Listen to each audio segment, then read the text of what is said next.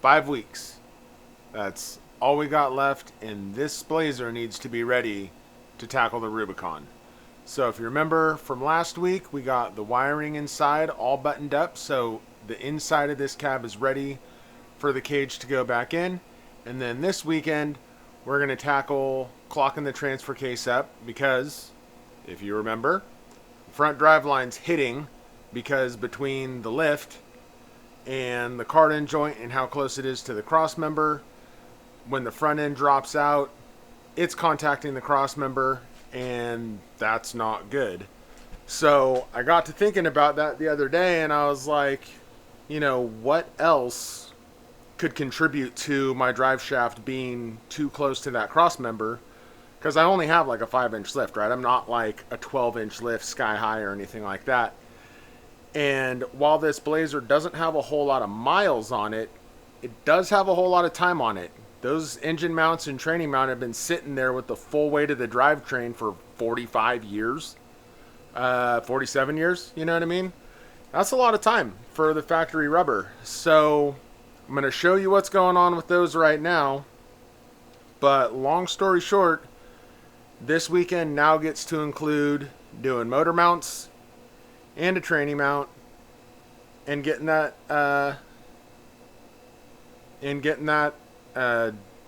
can't think of the name. Don't you love it when your brain just goes blank? Like, I know what I'm talking about, but my brain's like, nope. Anyways, getting that transfer case rotated up, and then also when you move your transfer case up, all that mass here swings in an arc, which means it's going to come up, but it's also going to swing out, which means I need to make room in the exhaust. So I doubt we're going to get all of it done this weekend. There's going to be some late nights after work this coming week. I'll get as much done as I can before I have to put this video out. Hopefully we can get all of that done because I'd really like to get a little head start on next weekend. So coming in from the top here, hopefully it's not getting washed out by this light, but you can see our top 2 bolts right here. And then you have your cross bolt that goes through it. We'll put all this together when it's off the truck. But I got to get that nut off and then get to these bolts. Luckily, this is a 4-wheel drive. So this part's a lot easier. If you're one of the cars, because GM used these mounts for everything for like 30 years. I need a light. Need a light down here.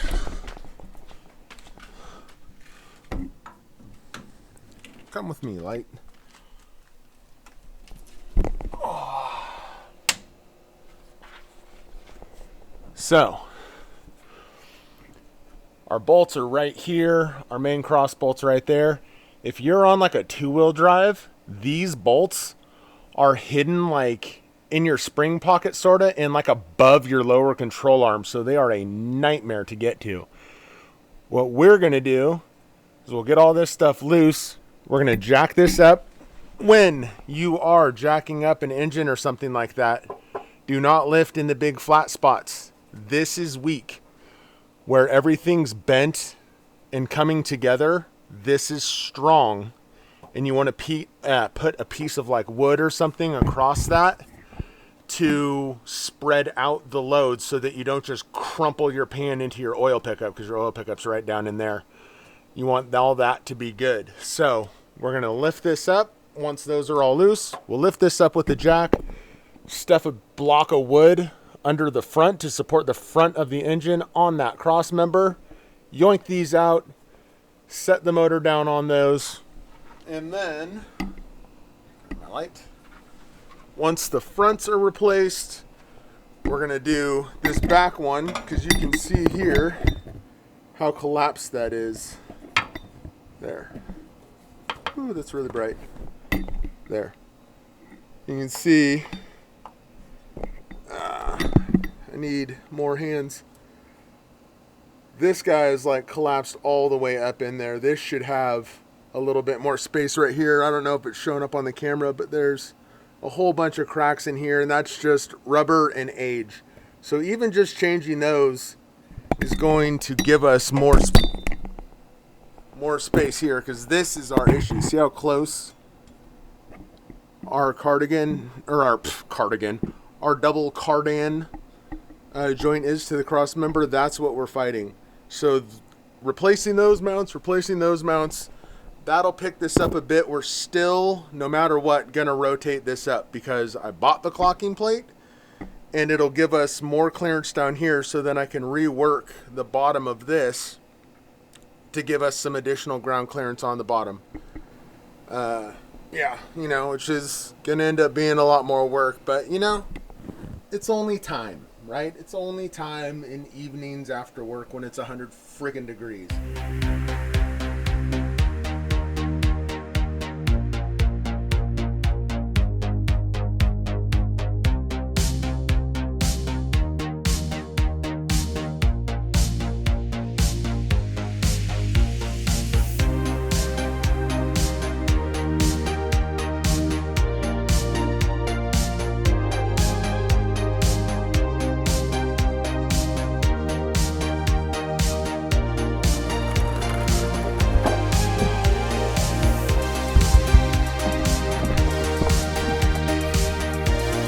So my long tubes are providing a clearance issue. So I'm going to try, I don't want to take them all the way out. I'm going to try loosen them at the flange because I just need to roll this out just enough to sneak this bolt out because there's not going to be enough rock in this mount to get it out. And even if there is to get this one out because it's worn out, there's definitely not going to be any movement in the new mount. So loosen this. Hopefully I don't have to drop my whole header out, but this side's not too bad to get in and out. Maybe I'll just drop it out and make it easy so we can get that little butt head out, and then we're ready to pull mounts.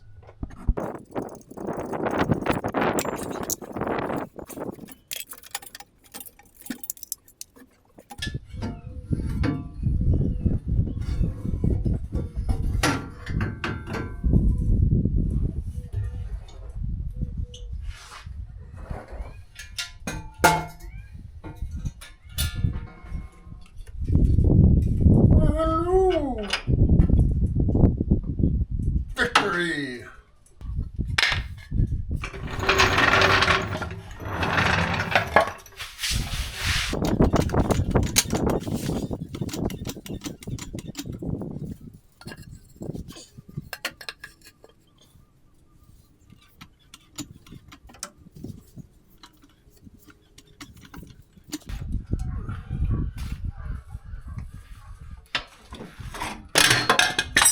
There's one.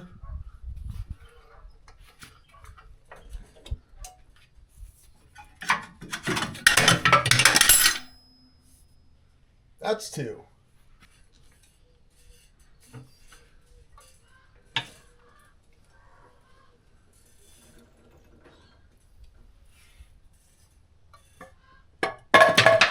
All right, so there's that side. There's that side. The bracket on the motor that sits down on these was touching the plate that they were on, or that they mount to in there like that, right? Obviously. Look at this. That whole thing is just sagged down and over, and you can see if you can see up in there. That's all cracked. When you take these apart, you'll easily be able to see that. Dude, this one's totally torn. Oh.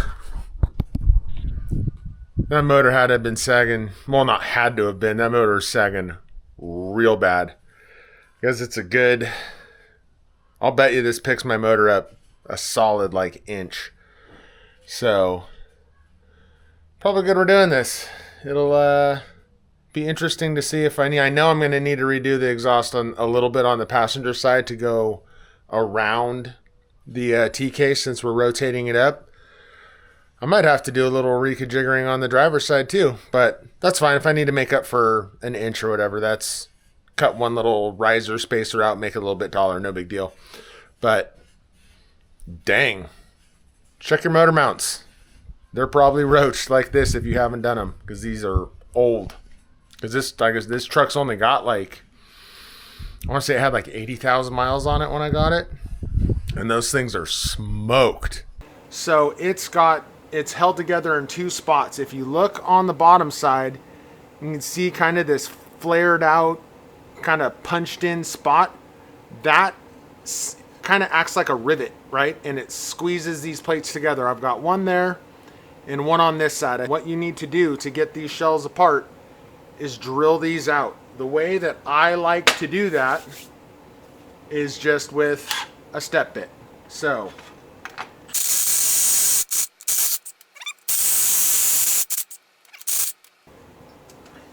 and there's the other side. And now, ta-da, they're apart. So while I'm waiting for that paint to dry on my motor mounts, we're gonna handle this starter right now too. So as you can see, it's just about touching my headers.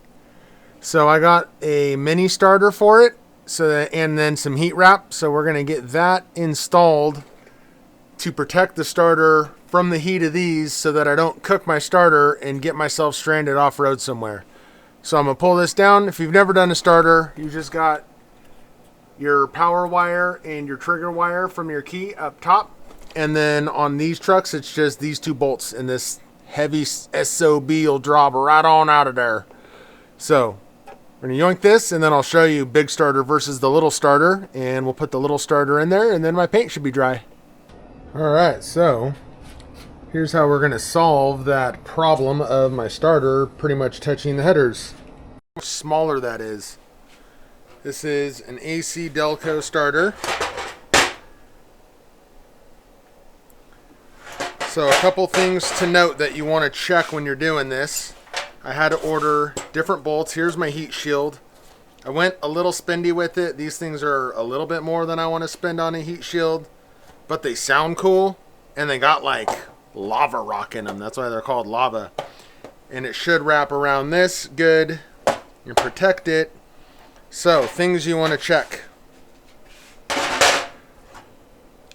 This is your mounting surface and your mounting surface. So line them up together, right? So we're going to stage that one back. These shafts need to be in line with each other, which they are. And as you can see, the mini starter is shorter, hence I ordered the bolts that are just a touch shorter to make up for that difference, so that this gets mounted securely the same as the factory one would. And then you also want to hold your front surface to your front surface and make sure that this space, so I can put it here without falling, there, that this space and this space are going to be the same on both, which that appears to be the case. So we're gonna go throw this little guy in there. Everything hooks up the same. Let me spin this around.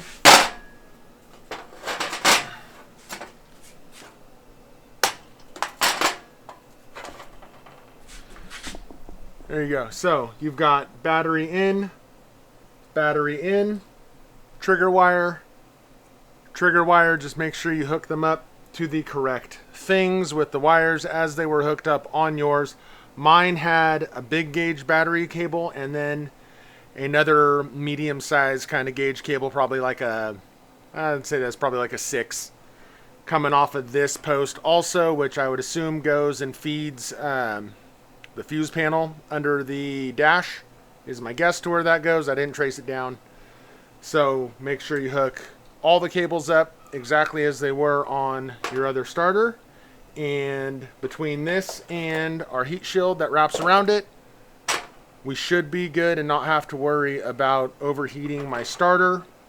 And I'll keep this one with me as a spare in case I do overheat my starter, but I don't think that's going to happen. So let's get this little guy on there. I'll show you the difference.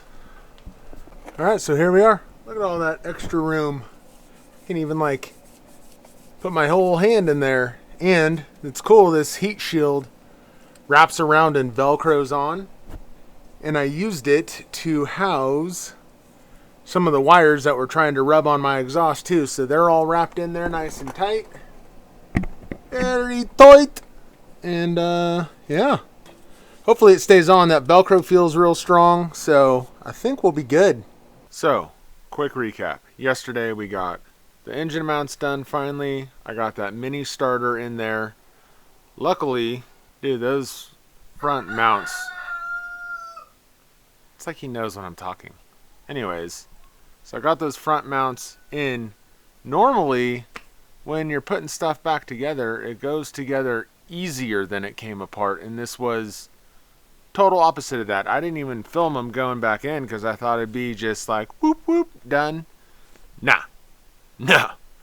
So I ended up having to get like some screwdrivers through the upper two holes on the motor mount to like guide it all back in. I bolted the mount to the mount on the motor.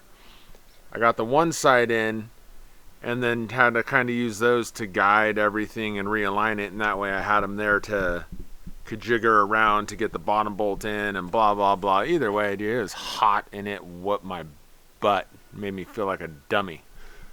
So when you do your motor mounts and they're fighting you, just know they fought me too. We're gonna knock this transmission mount out today real quick. That one legit will be real quick. It's 4 bolts up, take it out, drop it back down, and then we're gonna get this transfer case out of here and get it clocked. I got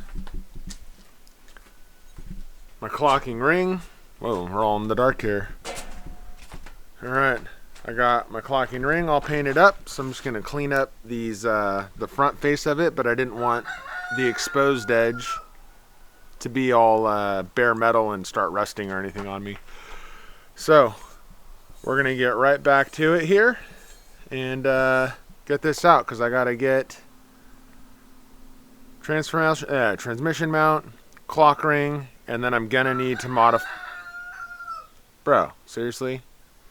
And then I'm gonna need to get the exhaust on the passenger side modified to go around the new higher position of the transfer case that we talked about early, and I'll show you once it's in there.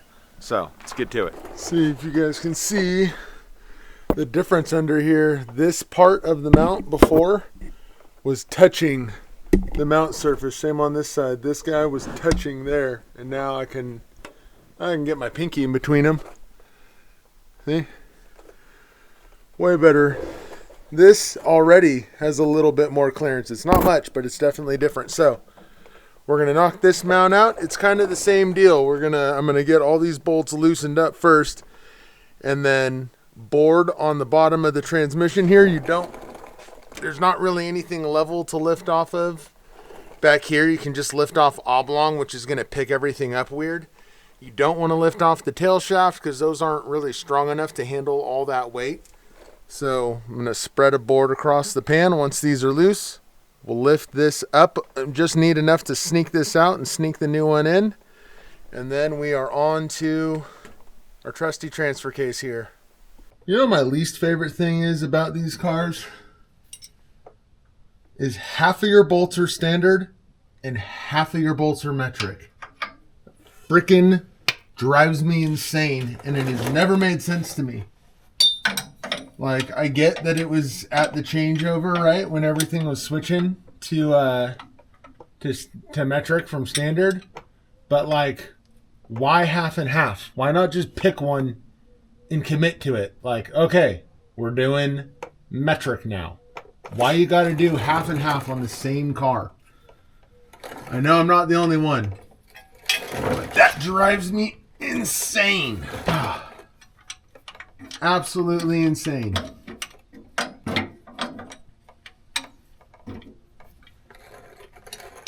That's my ranting for this morning. 19's too small. 5/8 is too big. Gotta be 15. Frickin' 15. Stupid. So stupid.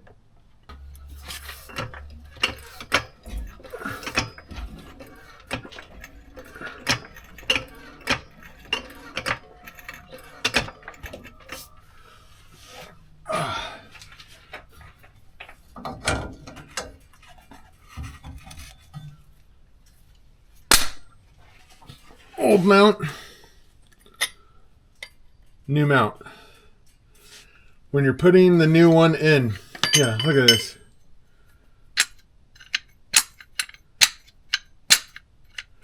I think that, see, you can see in there. We'll pull it out and look at it later. I think this might be part of the problem. So, when you're putting the new one in, this extra piece that they have in there is not a spacer. It is required for this to function correctly. And what I like to do is start bolts, but don't tighten them down all the way, so that as everything's moving back into its place, it can kind of find its home, you know? Because if you just tighten everything down right away, your chances that you got everything nailed in exactly as it's supposed to be, it's pretty slim. Because these all have a little bit of wiggle to them. Now on these, because this new mount's not studded, they come with new bolts for the bottom. With lock nuts or lock washers and nuts. Not nuts. Lock washers and regular washers. What am I talking about? Losing my mind. That's a lie. You got to have something to lose it. And I'm just going to tighten them down a little bit. Still got some slack. There. All right. So at this point, we're going to lower this down and let it find its own happy place of where it's all just going to drop in on itself. And then we'll tighten everything.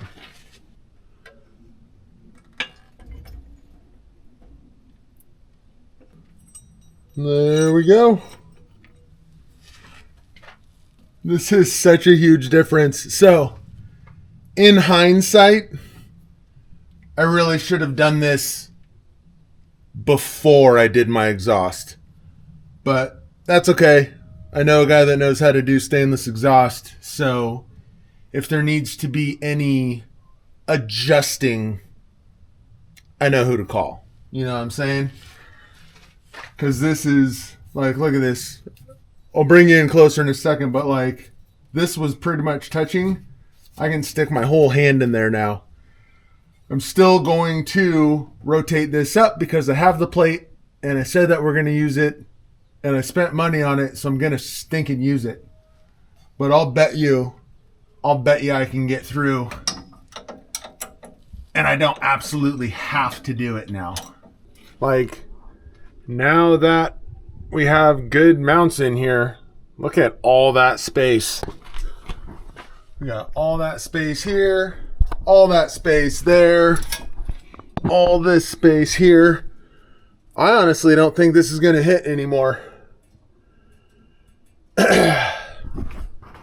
Which leaves us with a bit of a conundrum here. So I think we're going to let the exhaust decide here, because my drivetrain's sitting noticeably higher now. And we've only got a few weeks and a lot more to do. And this driveline's clearing now. I don't think that's going to hit. And if it does, it's going to be like a love tap at full flex. But I did just change the relationship between my header outputs and the beginning of my exhaust there. So, but I also have flex built into my pipes, my mid pipes here. So I think what I'm going to do is making an executive decision here. We're going to let the exhaust decide. I'm going to put my mid pipes back in on both sides. And if they fit correctly and I don't need to modify them for this extra distance on the motor, I think we're going to skip the transfer case clocking for right now. I'm still going to do it no matter what, but it might be after we do the Rubicon, because I'm potentially opening a huge bag of worms with that, right? Like changing the relationship of the transmission and transfer case is going to change the relationship of the shift linkage, which means I potentially need to get in and modify that. I'm not worried about having to lengthen or shorten drive shafts or anything like that. But the problem I was trying to solve is solved with just the motor and transmission mounts.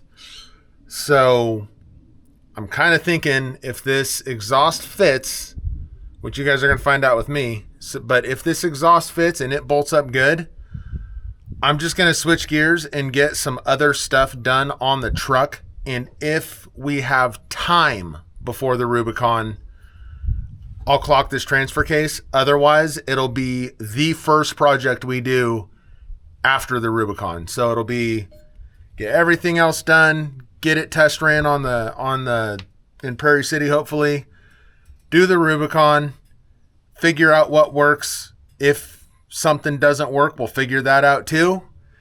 And then right after the Rubicon will be like debrief, what went well, what didn't, what do I want to change, what do I want to fix, and then we'll do all those things and do the transfer case. Or I just gave you a long-winded villain speech for no reason and my exhaust doesn't fit and I'm going to have to modify it anyways. So let's find out. Moment of truth. Does the flex I built into my exhaust make up for the new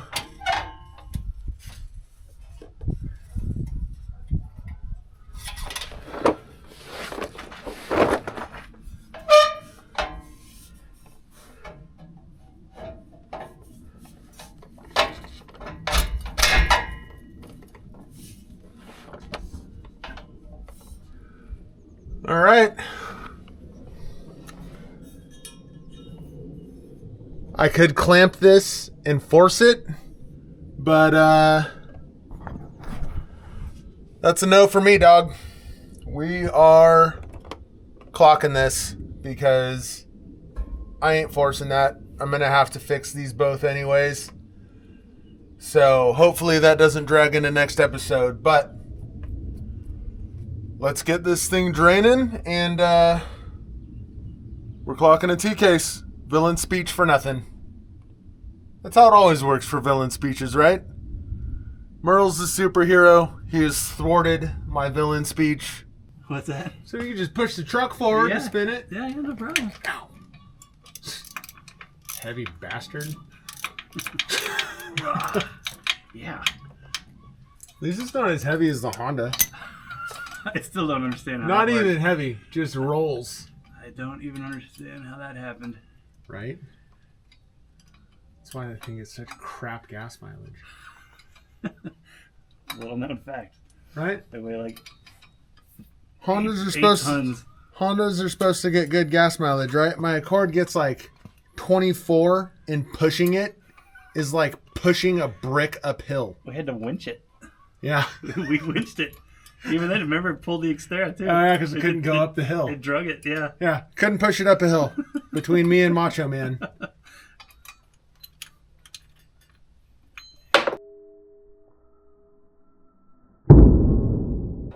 Of course. I didn't see it, but I could hear it.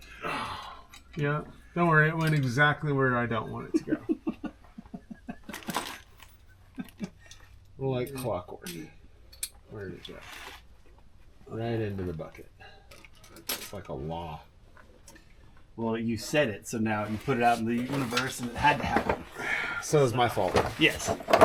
Absolutely. I'll accept that. All right, these are out.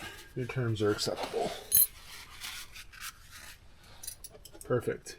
So if you get...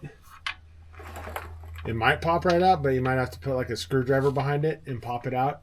Okay. And then it'll just come out of there, and then you can slide the drive line out. So it just comes A forward. lot of times they're kind of captured in the pocket on the yoke. Yeah. And you just put like a screwdriver or a wrench or anything behind it and just give it a little hi-ya. So just pick it up above it and then slide it back behind the... There you go. And then it'll just slide back and out.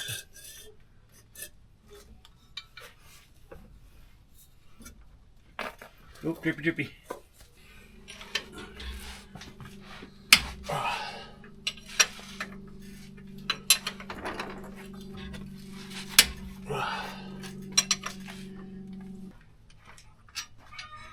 I find it hard to believe that this rod did much of anything.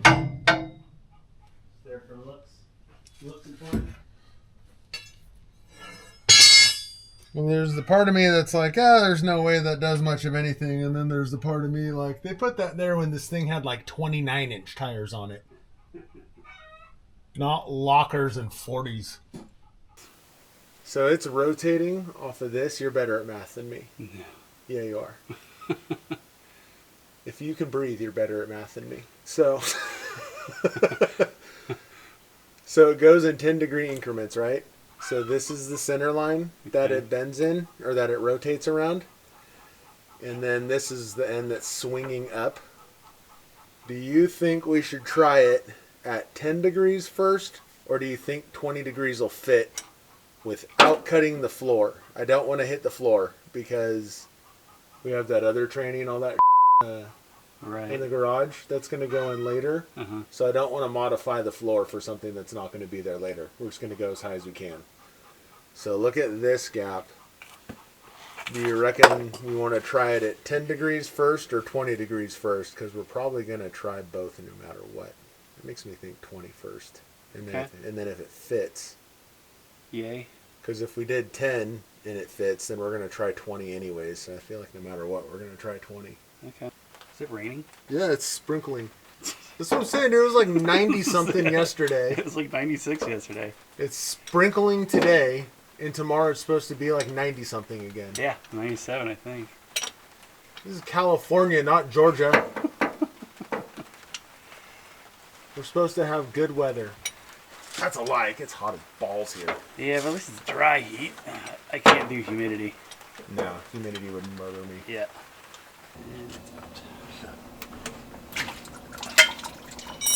You good? Yep. Oh. You're not the only one stronger than my wife. A spacer? Yeah. So this gets bolted. This is how these work. This will get bolted with these flush bolts to the transfer case. And then originally bolts went through from the transmission to the transfer case. So this gets these flush bolts to the transfer case, sealed behind it. And then these studs are what go through the transmission, and these are your increments, your 10, 20, and 30 degree increments for how much it twists it up. They need to be shortened.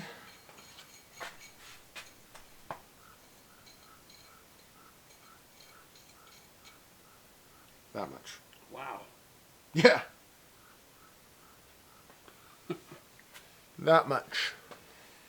So, like I said, a little tricky-roo for you is if you put a nut on what you're shortening, you can cut it and then back the nut off and it'll clean your threads for you. Alright, so Casey had a good question that I'm not 100% sure if I explained earlier.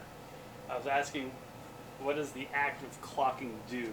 Is it like, does it tilt it or does it pull it forward or back? And so it does both. It pushes it back this thickness, which is like 3/8 of an inch maybe.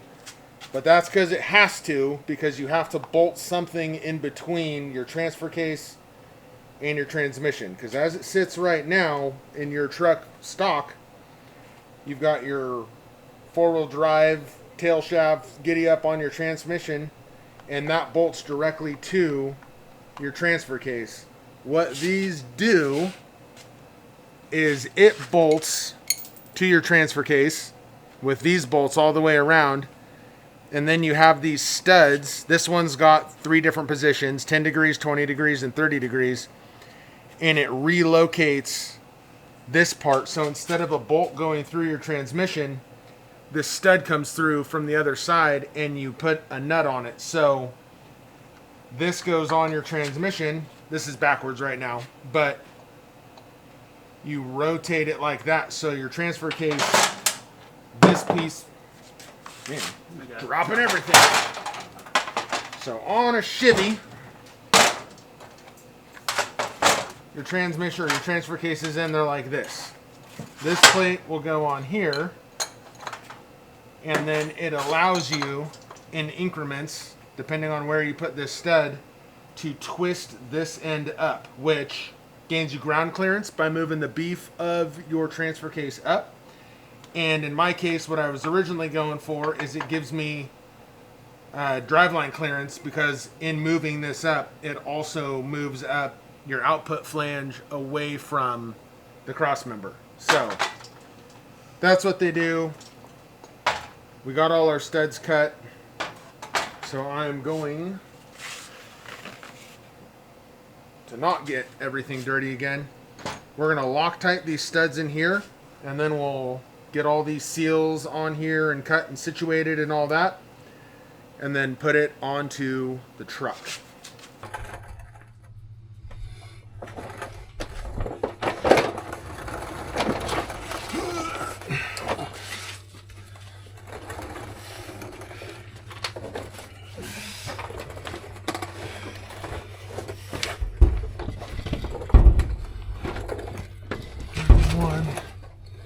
So close. All right, we're doing 10. Okay. Dude, look how high that would have been, though. I know. Oh, well. All right, 10 it is. Dude, that's so much higher. All right, well, I'm clearancing a floor pan anyways. Damn it. It is what it is. So where is it hitting? Right here. Oh. And that's one of the bolts that bolts the case together, so I don't want to just like shave that off. Dude, that's so much higher though. Yeah.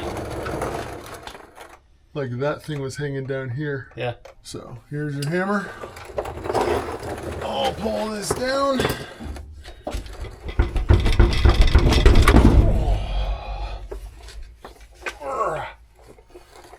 So yeah, all that. How high up does it have to go? Probably like half an inch. Okay.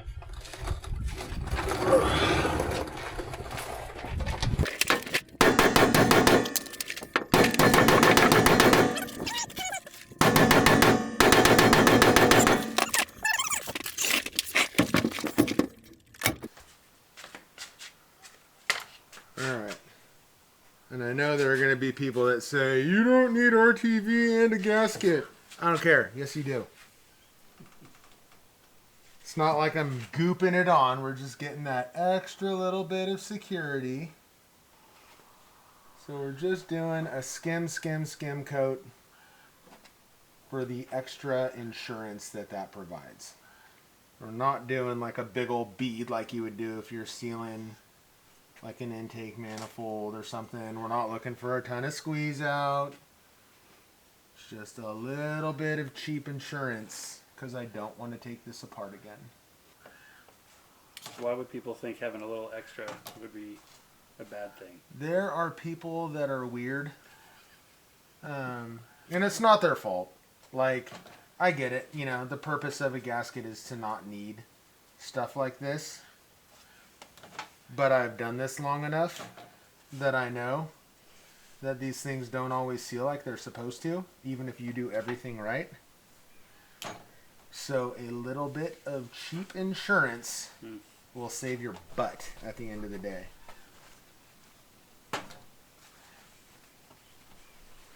Like I said, you can see we're just, like, I'm not doing a bunch. It's just a little schmear just to give it that extra little bit of bite that if it was going to leak at all, it ain't going to now.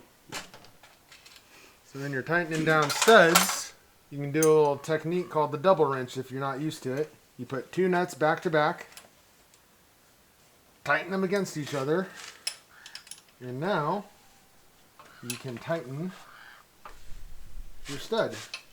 You want me to get the socket? Ah, I got them. Yeah. And then loosen your nuts. Move on to the next one. Gonna make a fancy tool that does that? You gotta do the double nut? They probably do. Okay. I'll bet you they do. Probably. Some sort of stud installer. But two nuts for my junk pile is a lot cheaper. Sure. And it hasn't let me down yet. So double nut it is. Plus it's funner to say. Give her the old double nut. There we go.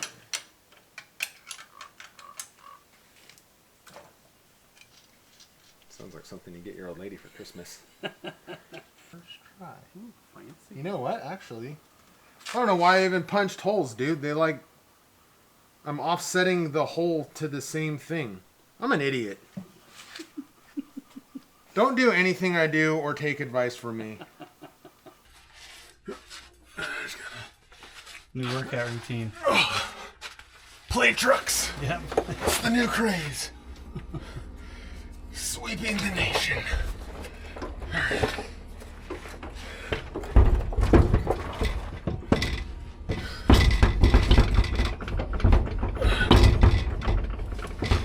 Turn a little more.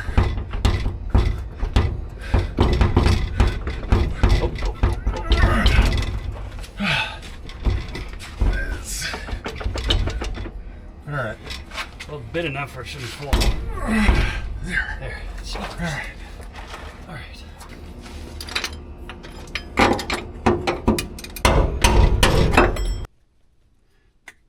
Fingers are You want me dying. to get it? I might tap out here in a second. I know the finger tipping on wrenches. Get Yeah. Yeah, it's still got a good ways to go. Yeah, I got her. Tap me in, coach. I can do it.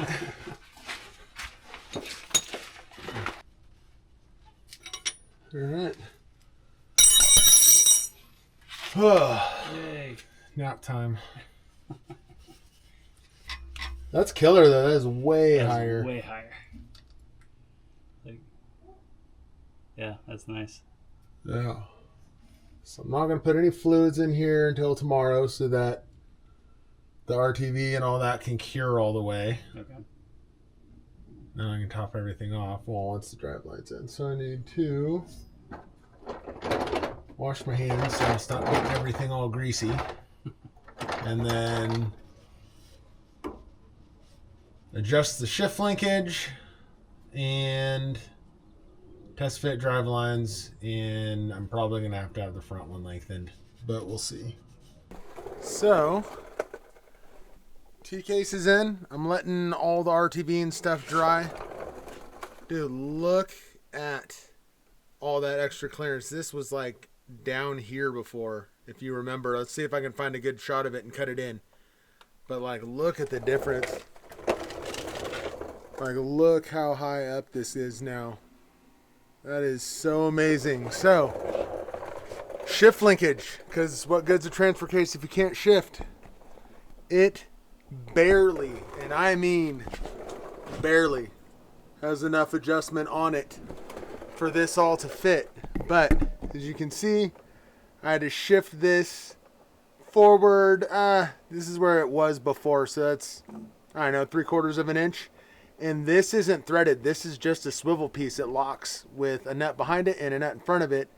So with this all rotating up, it's got enough flex in it, and it was able to twist this that everything still lines up perfect the way that it should. And it shifts through all the gears: 2 high, 4 high, neutral, and 4 low. Buttery smoothish. Not quite as smooth as it used to be, but this angle ain't quite as smooth as it used to be, you know what I'm saying?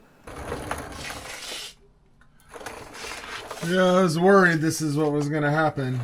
Yep, so I need to lengthen my drive shaft about an inch and a quarter. So you can see before where it was sitting is right here, because the problem is right now my drive shaft's maybe about this long. So if I flex out this corner, this bottom, because relief sprung, is going to go down and that way, which is going to pull this apart. So when I go pick my driver's side tire up on something and drop the passenger side away, it's going to pull my drive shaft apart, which is not good. That is definitely not preferred. So I am going to have to get my drive shaft that I just had made remade. But at the same time, if I didn't have my drive shaft together in the first place, I wouldn't have known that I needed to do all of this. And welcome to building cars, man. Sometimes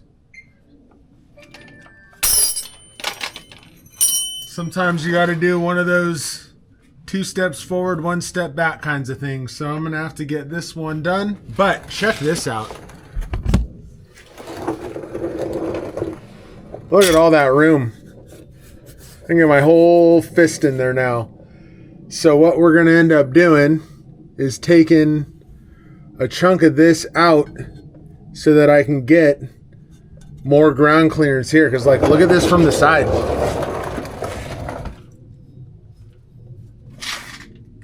Look how much higher this is now than it used to be. It used to hang below this. Like, all right, so here's where we're at. Heat shield's done. Mini starter done. Clock the T-case done. We additionally did engine mounts. Done. Trans mount. Done. I'd say that's a pretty productive weekend. So, we're cruising right down the list, right? We got motor mounts done, trans mount done, T-case clocked, shift linkage for the T-case, shifter linkaged. I still need to modify the exhaust to go around the new location of the transfer case. Now that it's up and around, we gained a ton of space for our driveline. I'm going to be able to section the bottom of that cross member to get us a couple more inches of ground clearance up front there, which will be fantastic. I'm going to call this video right here for today. So that way I got time to get it edited tonight and get it ready to go so that I can jam all week on getting the rest of this done. So next week's video, what you can expect. We're going to get the exhaust done and fit around that T-case and into here. And then it's hydro assist time. We're going to get all that bracketry made, get the hydro assist in and working. And then the following weekend is roll cage, because we got, after this weekend, we got 4 more weekends, and then it's time to go bounce around off-road. So I got to keep my butt in gear here. So, all right, well, that was awkward. The Amazon guy came. He was probably like, who's that idiot sitting in his truck talking to a camera? So where was I? We